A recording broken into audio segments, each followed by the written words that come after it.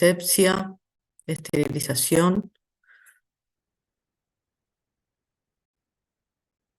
Para recordar, los antisépticos eran todos aquellas sustancias que se utilizan en piel, mucosas, es decir, lo que podemos utilizar nosotros sobre nuestro propio cuerpo, a diferencia de los desinfectantes que se utilizan sobre material inerte, razón por la cual tienden a tener concentraciones más agresivas, a ser más irritantes. Y la esterilización básicamente es el proceso definitivo para erradicar completamente los microorganismos en todas sus variantes, incluidas las esporas. Digamos que ni los antisépticos ni los desinfectantes pueden reemplazar jamás a un proceso de esterilización.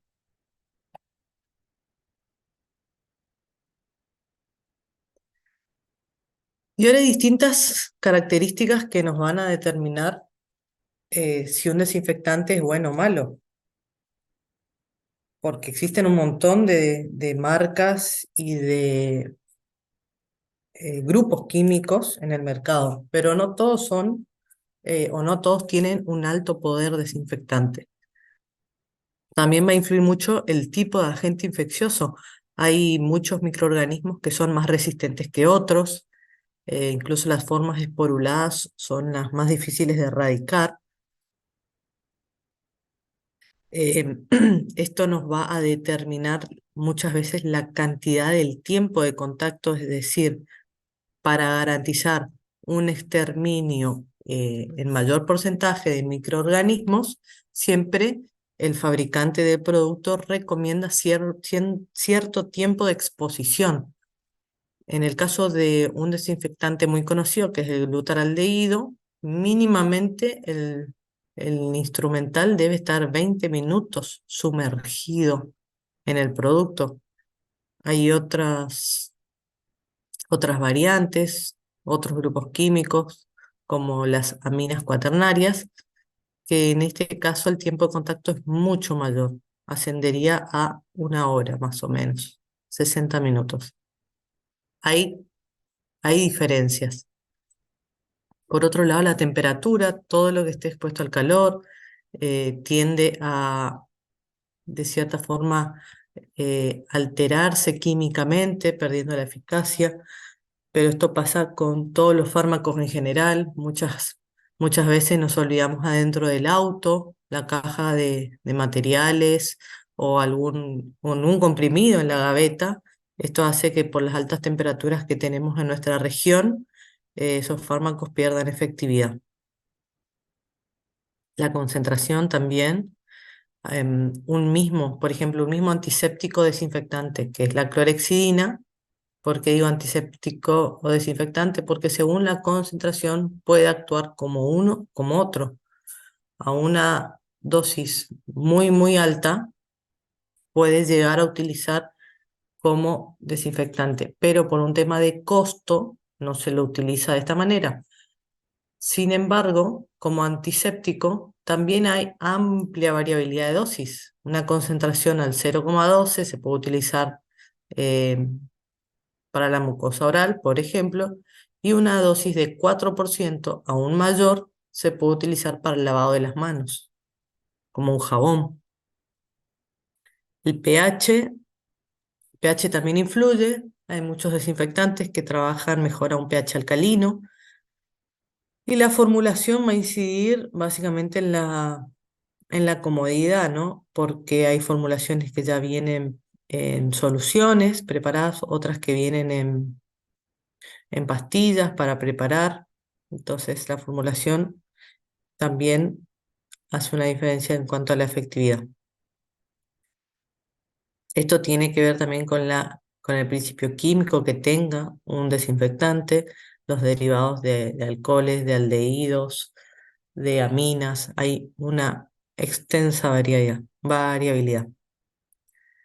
Y la interferencia de sustancias en el medio también influyen porque muchos de los desinfectantes se inactivan cuando hay presencia de sangre en el instrumental. Por eso se aconseja tratar de utilizar el instrumento, en el caso nuestro exclusivamente, utilizar el instrumento después de una cirugía o en el momento que se va utilizando, ya ir limpiando con una gasita la sangre fresca antes que endurezca, para que de esta manera sea más sencillo después introducir todo el instrumental en el tupper con el decontaminante. Y de esta manera preservamos también nuestro desinfectante para que aumente la durabilidad. ¿Por qué digo esto? Porque hay algunos tipos de desinfectantes, como el Ultraldío, que se pueden reutilizar, y hay otros tipos de desinfectante, como una amina cuaternaria. Vi que varios compran esa marca que es Bacteriol. Bueno, en este caso hay que descartarlo. Al ser un desinfectante diferente, no se puede reutilizar.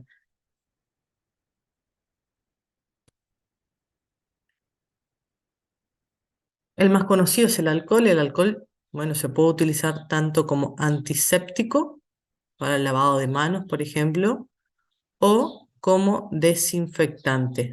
Acá lo que va a variar va a ser la dosis. Siempre se aconseja utilizar dosis más bajas para que esté en el contacto con la piel. Tiene que ser una dosis más o menos del 70%. Hay muchísimas formulaciones, vienen en formulaciones de gel, en formulaciones de líquido. Es un bactericida, es decir, que elimina a los microorganismos y no tiene acción residual, es decir, que una vez que volatilizó, ya no hay más acción por parte de este producto. Se puede utilizar para lavado de manos, como dijimos, solamente en piel, para la preparación de la piel, antes de colocarse alguna inyección intramuscular, alguna vacuna. Recuerden que siempre que van a romper las barreras protectoras del cuerpo, ya sean piel o mucosas, es necesario realizar una antisepsia con algún antiséptico, sí o sí. O sea, esto es protocolar, se hace desde los tiempos de María Castaña. Saltar estos pequeños pasos puede permitir que ingresen patógenos, y hay muchas veces patógenos resistentes a nuestro organismo. Se puede utilizar para desinfectar equipamiento médico no crítico. Esto quiere decir aquellos muebles del consultorio que no están en contacto con sangre ni con instrumental sucio. Puede ser alguna mesada, em, alguna platina si necesito, alguna parte del sillón, pero no no aquellos lugares donde sí puede haber contacto con saliva del paciente o sangre. Obviamente el alcohol es muy irritante, hay que evitar el contacto con las mucosas y recordar que es inflamable, lo cual le suma cierto peligro. Por otro lado tenemos al peróxido de hidrógeno, el agua oxigenada. Según la dosis también puede actuar como antiséptico o desinfectante. Lo que conseguimos en la farmacia, que son la forma que se vende en la farmacia, es una formulación en dosis para utilizarlo como antiséptico. 10 volúmenes, cuando nosotros lo conseguimos a 10 volúmenes, quiere decir que viene al 3%. O sea, básicamente siempre lo vamos a conseguir en esta presentación en la farmacia. Así que si yo sé que lo tengo al 3% de fábrica y yo para utilizarlo en mucosa oral lo tengo que utilizar al 1,5%, en ese caso la dilución va a ser en partes iguales. Es decir, una parte de agua oxigenada, puede ser una tapita de algún recipiente, y una parte igual de agua. Es decir, otra tapita, pero de agua limpia, mezclo y ahí tengo una dilución al 1,5%. Esta forma rebajada es más segura para utilizarlo dentro de la cavidad bucal y tiene usos múltiples. Puede realizarse recomendaciones de colutorio de buches, quizás cuando, en algún caso donde el paciente por un tema de costo no puede acceder a una clorexidina, o en situaciones puntuales, como por ejemplo en una gingivitis úlcero-necrosante, en donde tenemos alta efectividad del peróxido de hidrógeno para limpiar esas papilas crateriformes, pero para no exponer a todo el medio bucal al peróxido de hidrógeno con un buche, quizás es más recomendable embeber un hisopo e ir topicando cada papila con el hisopo con peróxido de hidrógeno y de esta manera evitamos las quemaduras o esa escarificación que se produce en la mucosa. Dejan como una película blanca, que esa es la quemadura, que aparece después de utilizar más de 5 días seguidos buches de peróxido de hidrógeno. Hay que tener cuidado con esto. Es reversible, pero al paciente le puede generar molestia y dolor.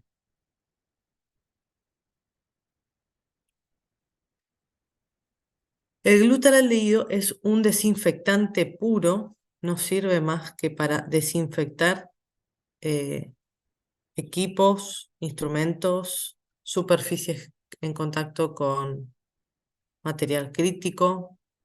Se utiliza siempre al 2% y para activarlo hay que llevarlo a un pH alcalino.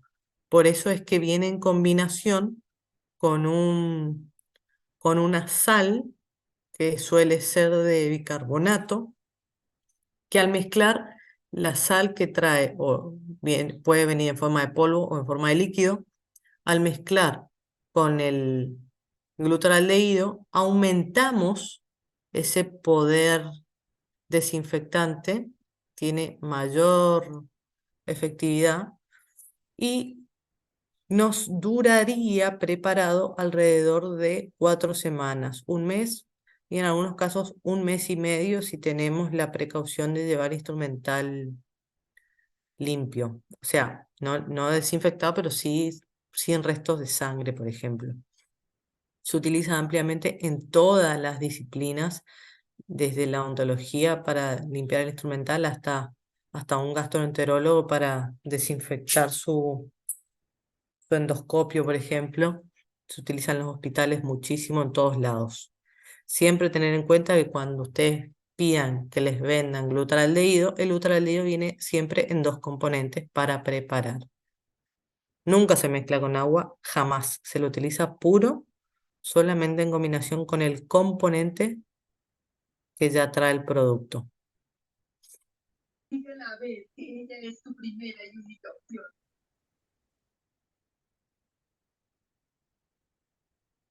Los efectos adversos son múltiples, por eso siempre se recomienda utilizarlo con mucha precaución. Elimina vapores que puede irritar los ojos, así que si van a estar en algún lugar cerrado, utilizarlo con anteojos protectores, un barbijo, guantes, porque pueden irritar las manos, hay que tener cuidado. Esto, todas las veces que lo utilicen, lo pueden transportar adentro del mismo botellón. Lo que sí lo pueden proteger de la luz, pueden pintar el botellón con alguna pintura, un aerosol, una témpera, o cubrirlo con papel tipo contact o con alguna cinta aisladora negra. La idea es oscurecer el recipiente, protegerlo de la luz y de esta manera lo pueden transportar, que es más seguro que no se derrame antes que llevarlo y traerlo dentro de un tupper. Por otro lado, la iodopovidona, uno de los mejores antisépticos, realmente produce una disrupción de las proteínas y de los ácidos nucleicos de los microorganismos. Es muy eficaz, muy efectivo y viene a distintas dosis. Por ejemplo, en presentaciones jabonosas para el lavado de manos, la dosis suele ser mayor que las presentaciones en solución para el tratamiento de heridas. En algunas situaciones, nosotros podemos llegar a necesitar utilizar el yodo para hacer algún lavaje. En estos casos va diluido con agua. Y si lo vamos a utilizar para la antisepsia de piel, antes de alguna cirugía, bueno, se utiliza mucho en quirófano. Siempre que entremos a un quirófano nos van a pintar antes de cualquier cirugía con yodo la zona quirúrgica. Incluso también en odontología se puede utilizar para la antisepsia extraoral dentro del quirófano. No vamos a salir con la cara amarilla, nos limpian antes de salir, pero sí se utiliza muchísimo. Por eso es que quizás en una cirugía ambulatoria, en consultorio, dependiendo del caso, se prefiere más otro antiséptico como clorexidina, que por ahí no pinta la cara amarillo, como si el yodo. Pero bueno, se verá eso, se hará un balance riesgo-beneficio, porque muchas veces es necesario, a pesar de que del tinte amarillo es necesario utilizarlo. Tenemos una contraindicación, que hay muchos pacientes que son alérgicos, entonces también verificar la alergia del paciente. Y es corrosivo, razón por la cual con los instrumentales metálicos, cuidado.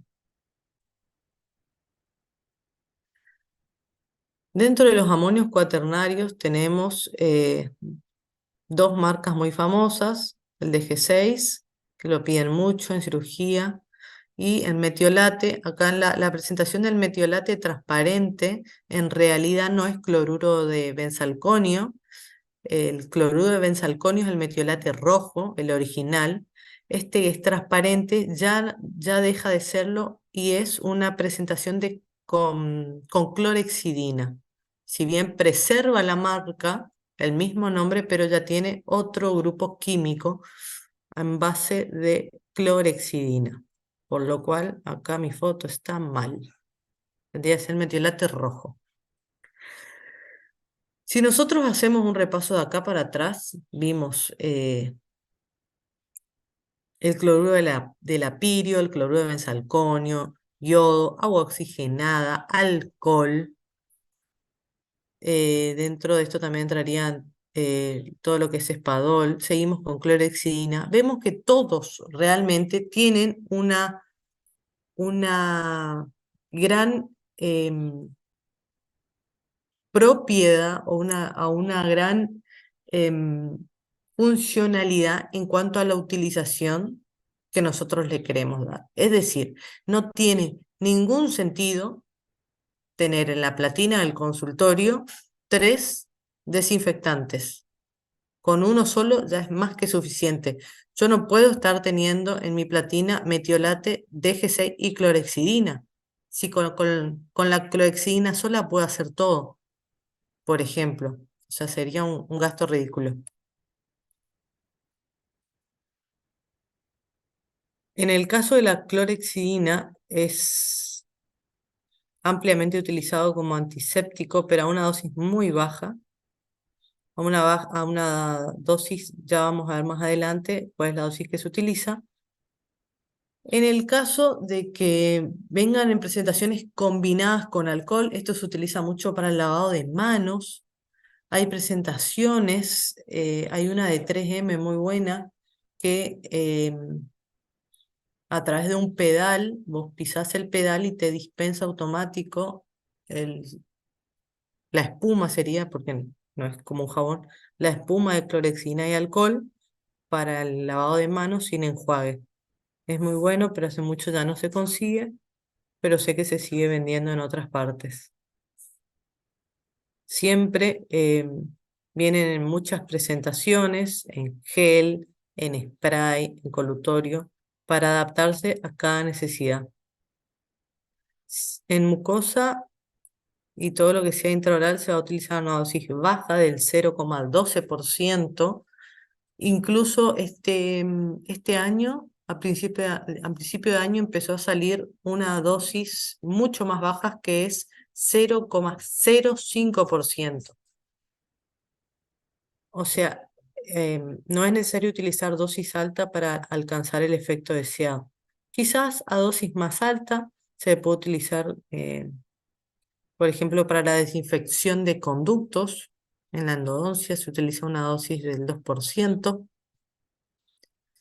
y al 4% cuando se lo quiere combinar con algún producto para, ya sea para jabón o lavado de manos. Hay que recordar, y esto es muy importante, que los materiales orgánicos, como la sangre y la pus, el suero, interfieren con la acción.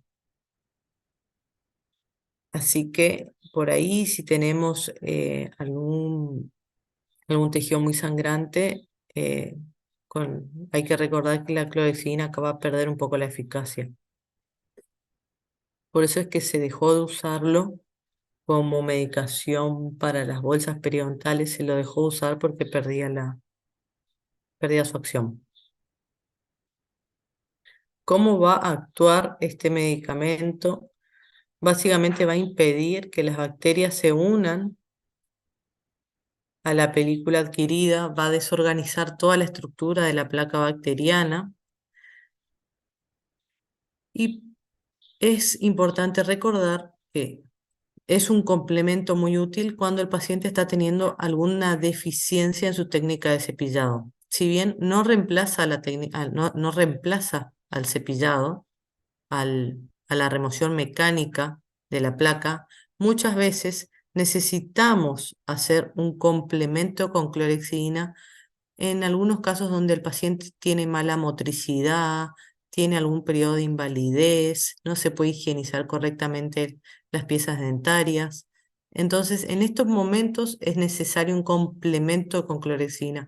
No hay que utilizarlo de rutina. Si el paciente tiene una buena técnica de cepillado y se remueve bien la placa bacteriana con el cepillo y con el hilo dental y todos los accesorios que existen, no necesita realmente complementar su rutina con clorexidina. Recordar siempre que está solamente indicado en casos donde por alguna razón la remoción mecánica está impedida. ¿Por qué no hay que abusar? Porque produce pigmentaciones en piezas dentarias y estas pigmentaciones solamente pueden removerse en el consultorio con algún raspaje alisado de la superficie o con ultrasonido. No, el paciente no se lo puede, no se puede eliminar las pigmentaciones solo. Puede producir alteraciones gustativas, eh, acelera la formación de cálculo dental y también recordar que hay un principio activo, un ingrediente en las pastas dentales que puede producir también una pérdida de eficacia de la clorexina, por lo cual se recomienda utilizarlo alejado del cepillado dental con pastas dentales, aproximadamente media hora, o bien para utilizarlo inmediatamente después de la higiene oral, se recomienda al paciente cepillarse sin pasta dental.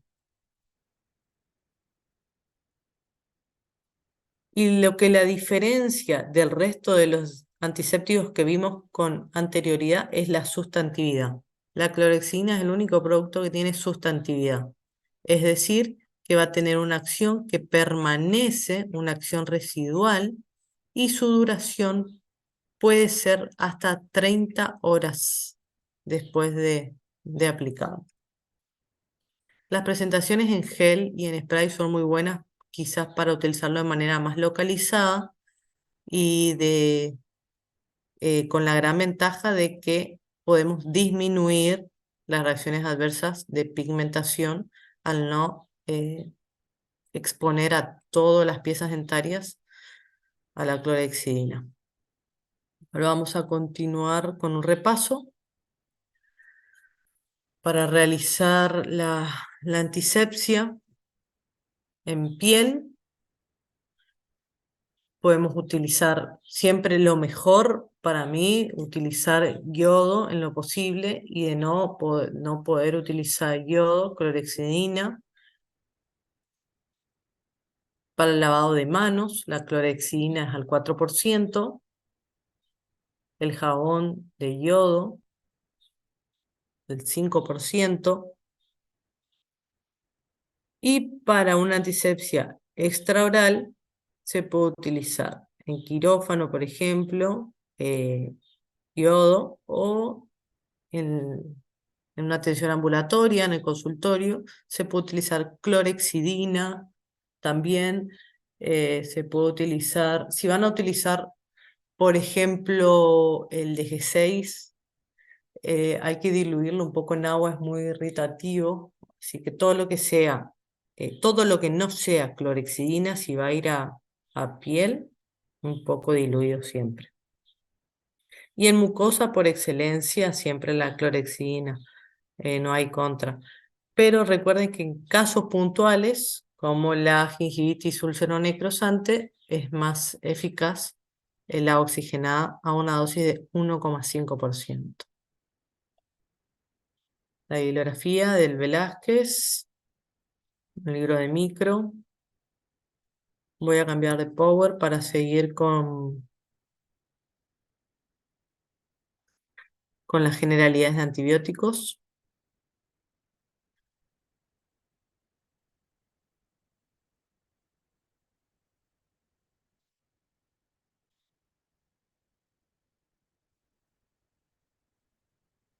Nos gana el tiempo.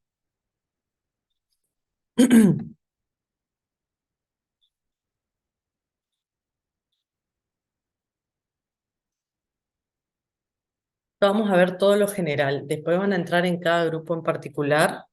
Hay muchísimos, pero para dar un pantallazo de lo que se viene, vamos a conceptualizarlo con todos aquellos fármacos que pueden tener origen sintético o un origen natural proveniente de otros microorganismos o algunas plantas del medio.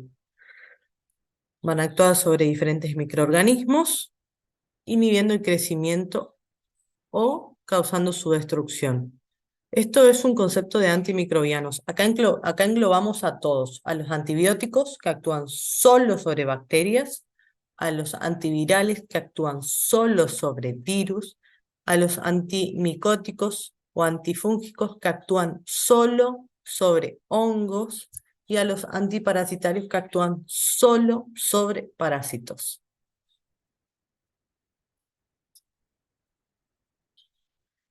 Esta es una clasificación de los antibióticos, es decir, todas aquellas sustancias que actúan solo sobre bacterias.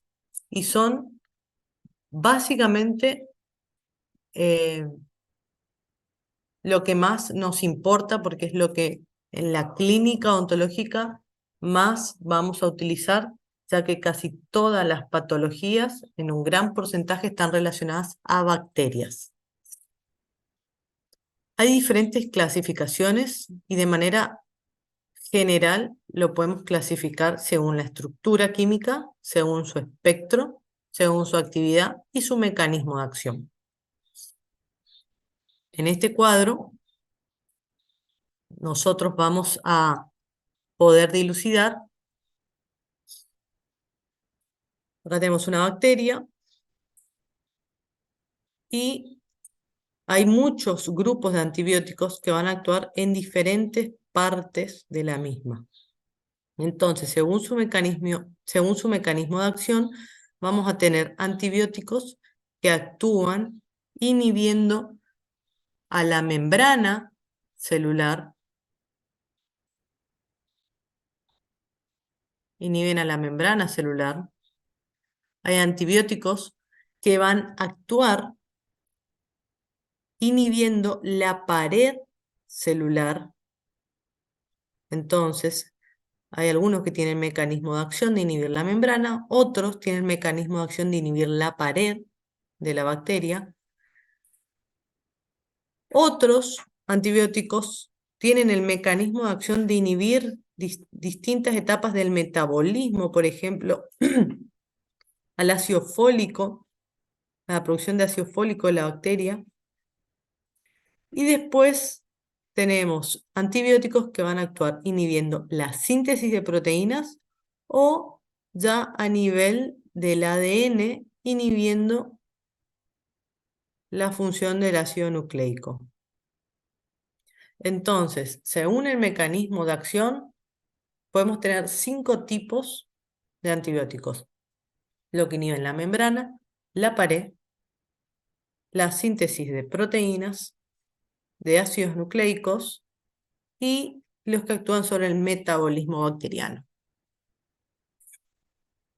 Y a su vez, si pensamos en la clasificación según la estructura química, vamos a tener antibióticos del tipo beta-lactámicos.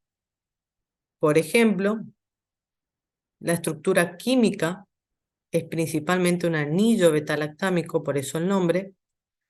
Tenemos antibióticos con estructura química que derivan de las sulfas. Tenemos antibióticos que tienen la estructura química que derivan de aminoglucósidos. El cloranfenicol, por sí solo, está dentro de otra clasificación. Tenemos los que tienen estructura química derivada de lincosamidas, como la clindamicina, los derivados de macrólidos. Hay muchísimos grupos químicos. Entonces, si nosotros pensamos en la clasificación, según el grupo químico, vamos a tener dentro de cada grupo algún tipo de antibiótico. Por ejemplo, si yo te digo el grupo de las tetraciclinas, bueno, dentro de las tetraciclinas tenemos un antibiótico que se llama tetraciclina, un antibiótico que se llama doxiciclina, un antibiótico que se llama minoxiclina. A su vez, hay antibióticos dentro de estos grandes grupos químicos. Si nosotros lo queremos clasificar según su espectro de acción, vamos a tener antibióticos que tienen un amplio espectro, es decir, que van a inhibir o van a actuar sobre muchas bacterias diferentes. Para recordar así, a grosso modo, tenemos bacterias que según su tinción pueden ser gram positivas, gram negativas, y según su metabolismo pueden ser bacterias eh, aerobias o anaerobias. Hay muchísimos tipos de bacterias. Entonces, los de amplio espectro van a actuar indistintamente sobre bacterias gram negativas, gram positivas, aerobias y anaerobias. Abarcan un montón de bacterias. Ya las que tienen un espectro intermedio van a acaparar a cierto grupo bacteriano. Por ejemplo, bacterias gram negativas anaerobias,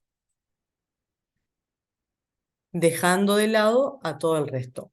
Y ya las que tienen espectro reducido solamente va a actuar sobre muy pocos patógenos, como es el caso del metronidazol, por ejemplo, que tiene un espectro solamente sobre bacterias anaerobias y nada más.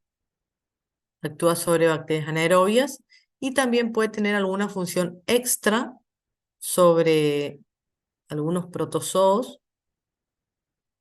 Ahí tenemos a giardias, amebas y la trichomona también. Entonces podemos contabilizar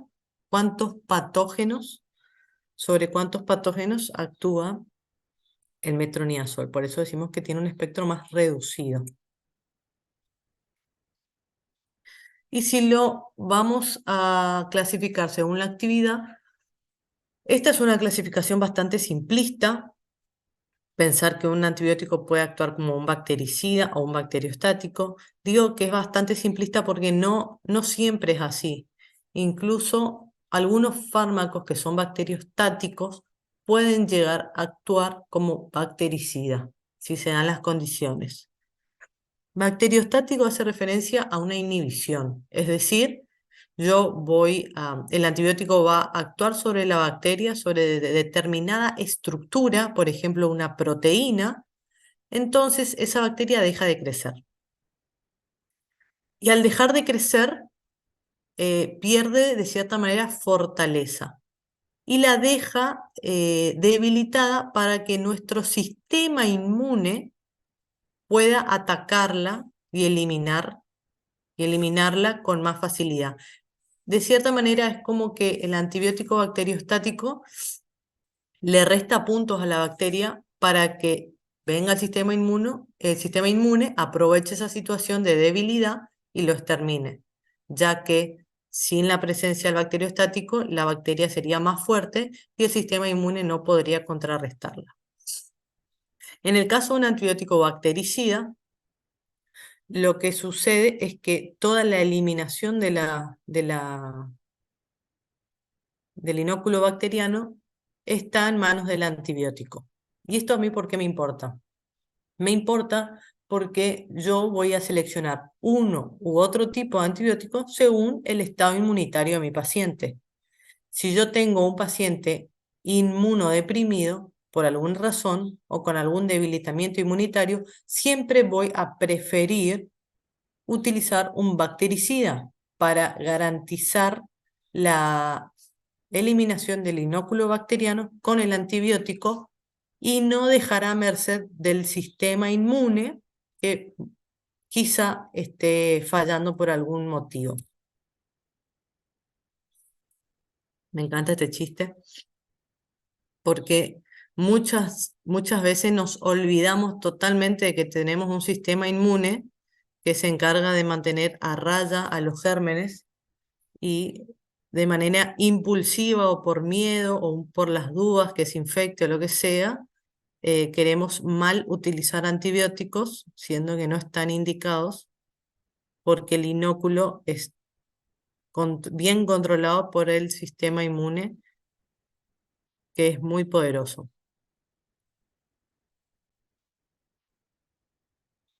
Claramente, como cualquier fármaco, tienen reacciones adversas los antibióticos. La irritación local está muy relacionada con la vía de administración. No dejan de ser reacciones adversas comunes a otros fármacos, porque esto está muy en relación con la vía de administración, ya sea una formación de absceso por una vía intramuscular o una tromboflebitis por una intravenosa. Esto es muy común que pase con cualquier fármaco.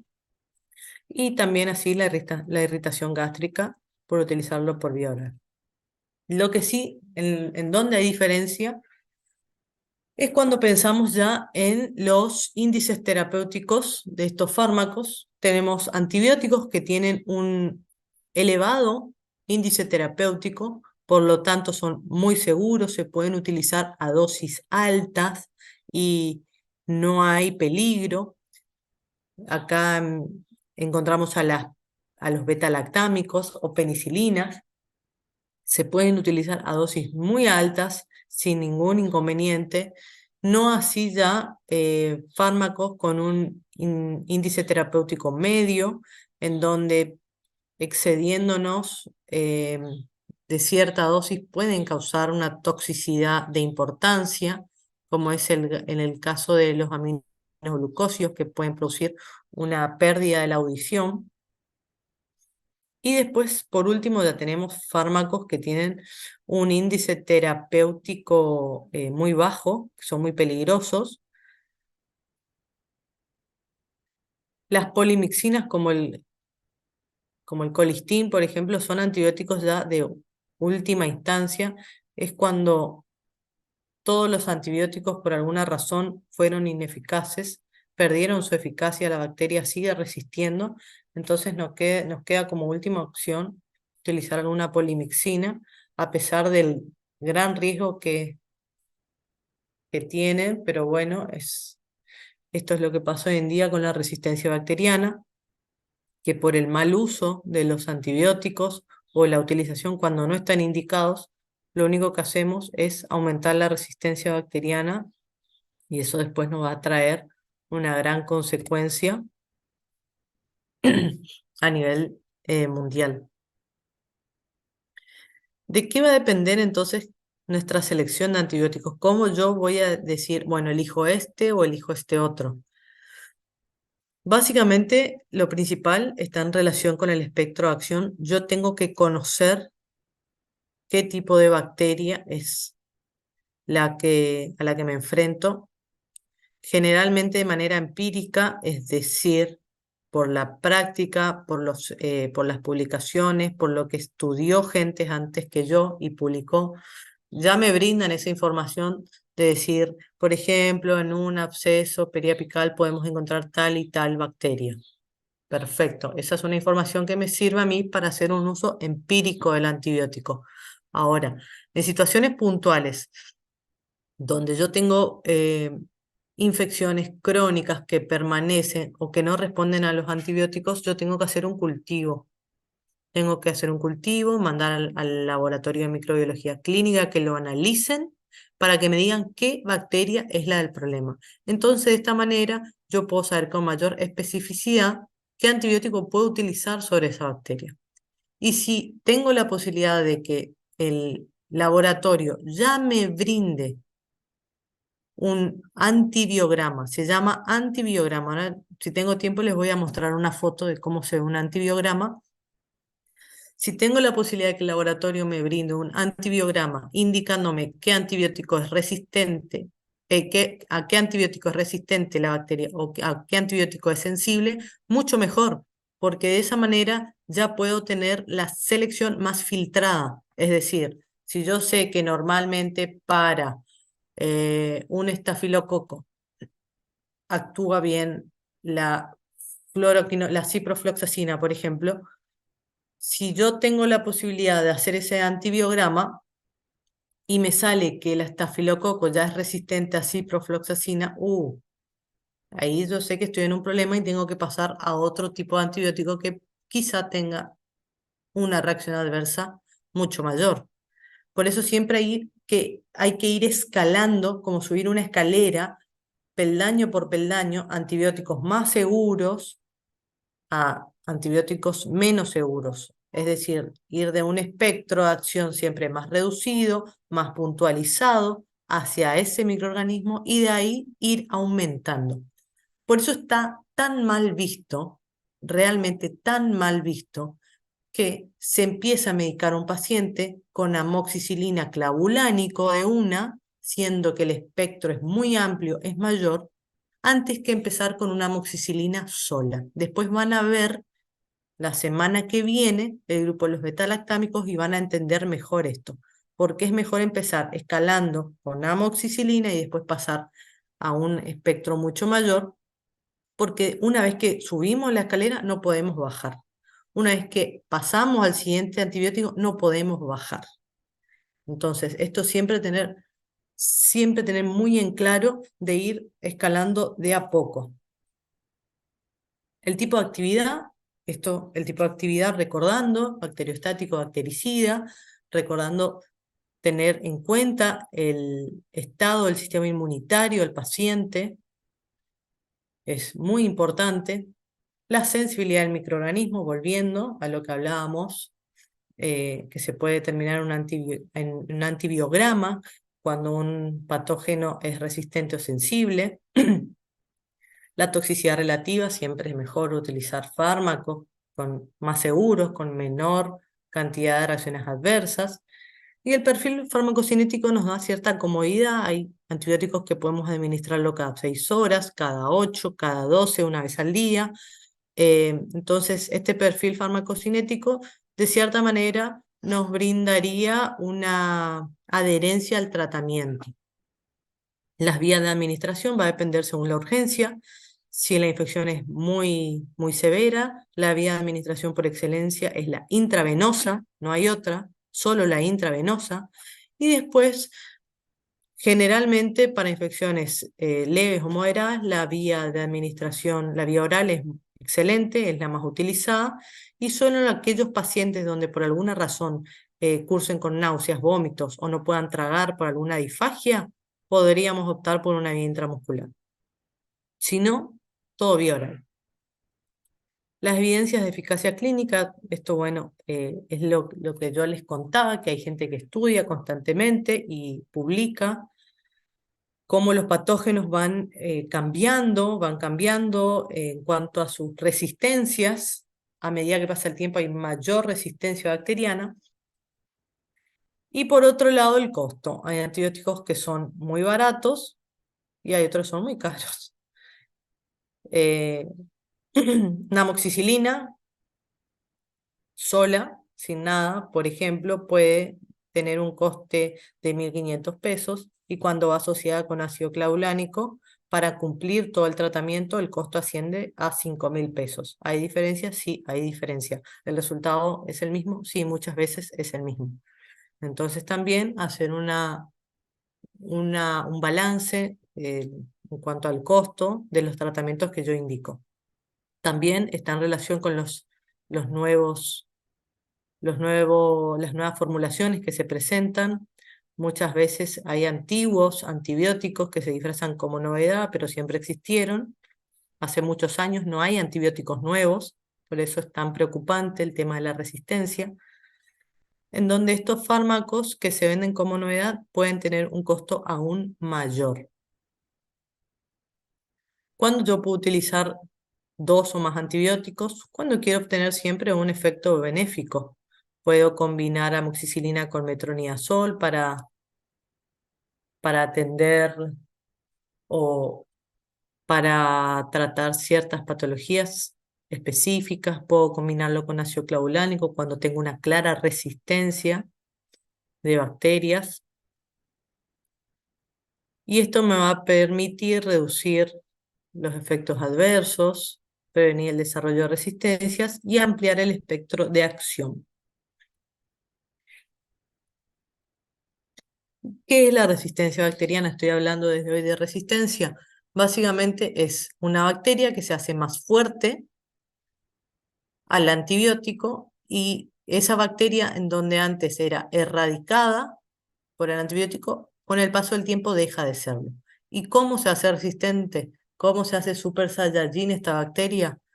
Se puede hacer por una transferencia a través de personas, a través de plásmidos o a través de transposones. Es decir, esa resistencia, la bacteria se va enterando cómo actúa el antibiótico, le cuenta a otra bacteria, intercambia material genético y de esta manera muta. Y se van generando mutantes, super bichos, super bacterias.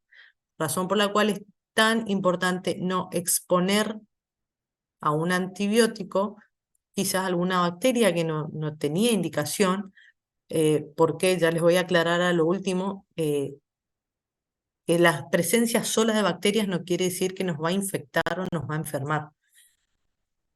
Eso vamos a verlo más adelante cuando haga ya una última aclaración. Ahora les voy a mostrar un video cortito, dura 2 minutos, de un experimento que se hizo. Ustedes generalmente conocen la cápsula de Petri, el platito de vidrio chiquito, quizás si le hicieron alguna demostración en microbiología de algún cultivo, pudieron ver, son como unos discos de vidrio donde se expone un medio de cultivo que es a base de agar, y en el mismo se siembra, se cultiva las bacterias para que éstas crezcan. Bueno, en Harvard hicieron algo parecido, pero hicieron una cápsula de Petri enorme, el tamaño de una bandeja más o menos. Tiene 1 metro por 2 de grande. Entonces, yo les voy a mostrar un video cómo prepararon esa caja de Petri grande para ponerle el medio cultivo, cultivar la bacteria y ver con el paso del tiempo cómo se va produciendo la resistencia o el avance bacteriano, incluso a dosis altísimas de antibiótico. We ended up building was basically a petri dish, except that it's 2 feet by 4 feet. And the way we set it up is that there are 9 bands, and at the base of each of these bands, we put a normal Petri dish thick agar with different amounts of antibiotic. On the outside, there's no antibiotic. Just in from that, there's barely more than the E. coli can survive. Inside of that, there's 10 times as much, 100 times, and then finally the middle band has 1,000 times as much antibiotic. And then across the top of it, of course, thin agar that bacteria can move around in. The background is black because there's ink in it, and the bacteria appear as white. First, you see they spread in the area where there's no antibiotic, up until the point they can no longer survive. Then a mutant appears on the right. It's resistant to the antibiotic, it spreads until it starts to compete with other mutants around it. When these mutants hit the next boundary, they too have to pause and develop new mutations to make it into 10 times as much antibiotic. Then you see the different mutants repeat this at 100.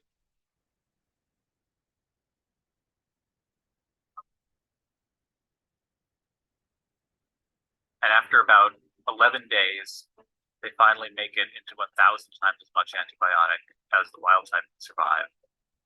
And so we can see by this process of accumulating successive mutations that bacteria, which are normally sensitive to an antibiotic, can evolve resistance to extremely high concentrations in a short period of time.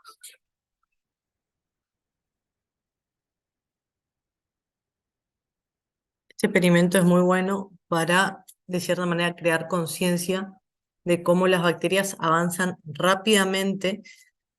Incluso no podemos ser tan soberbios de pensar que somos mejores, siendo que las bacterias existieron desde el origen de todos los tiempos, antes que todo. Fueron los primeros seres del universo.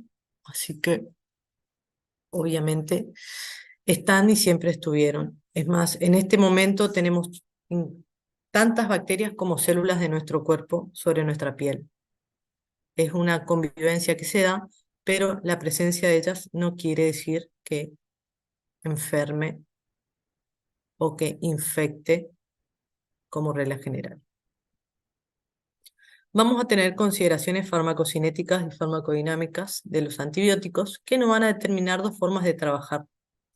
Hay antibióticos que van a depender de la concentración y hay antibióticos que van a depender del tiempo. ¿Esto qué quiere decir?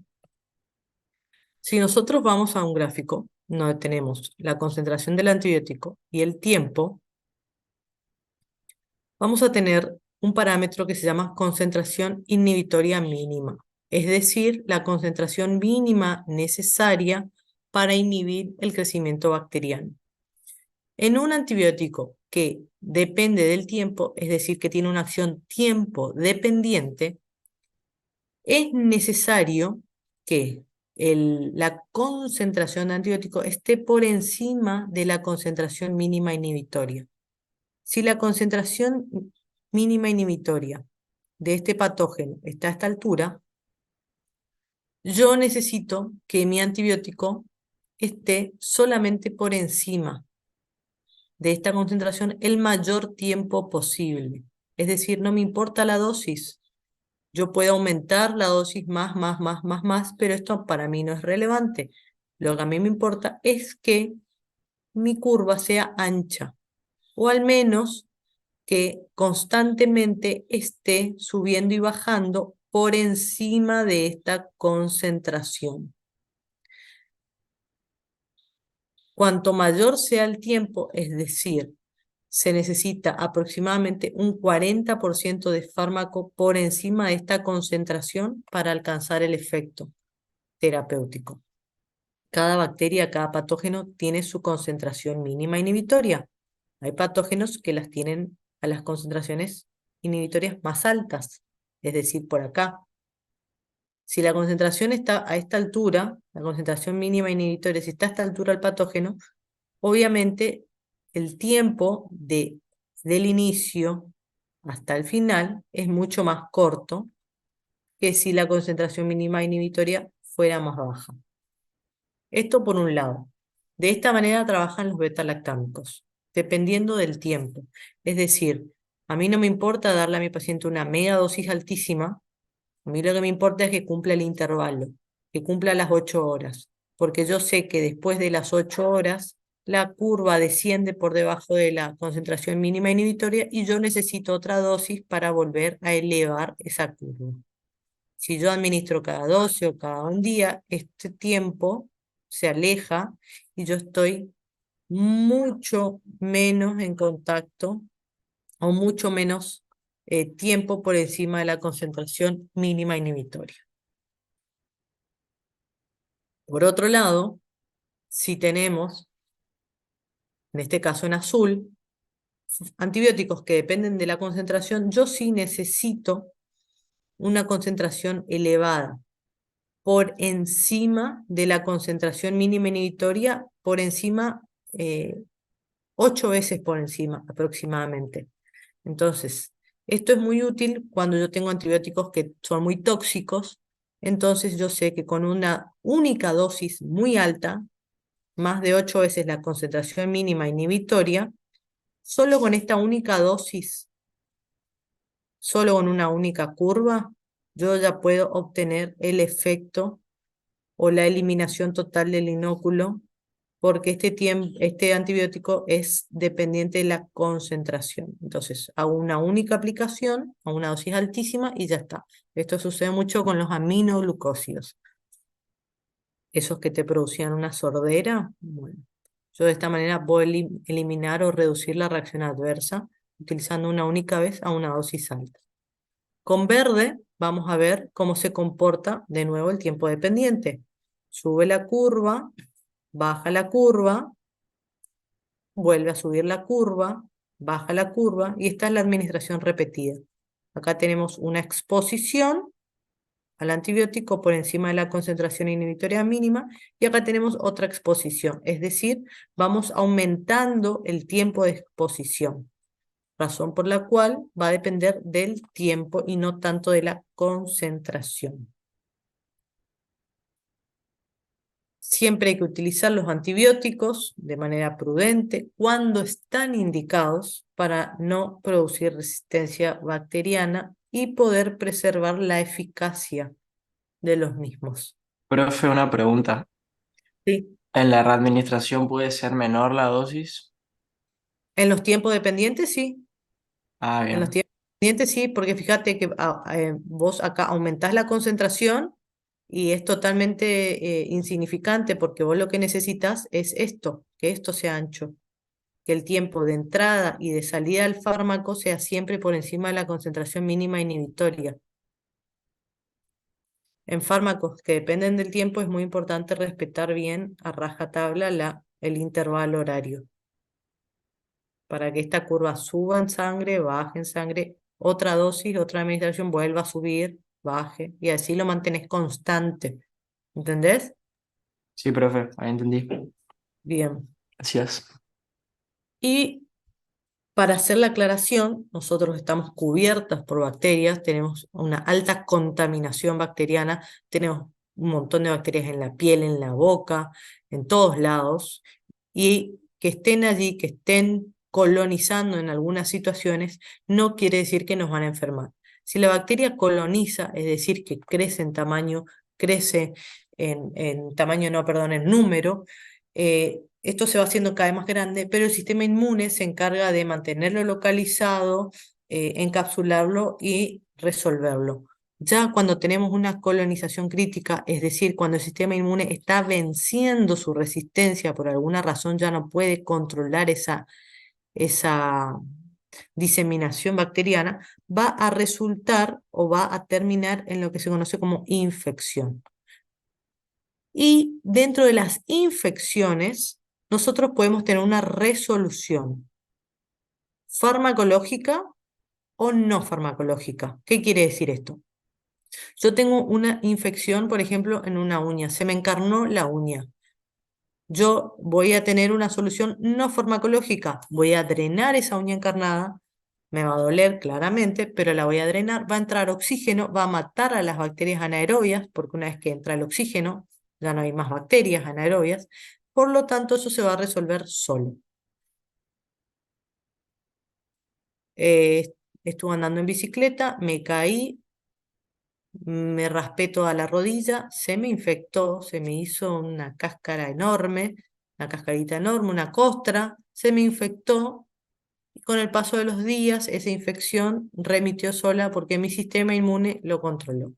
Ahora, en la cavidad bucal pasa lo mismo.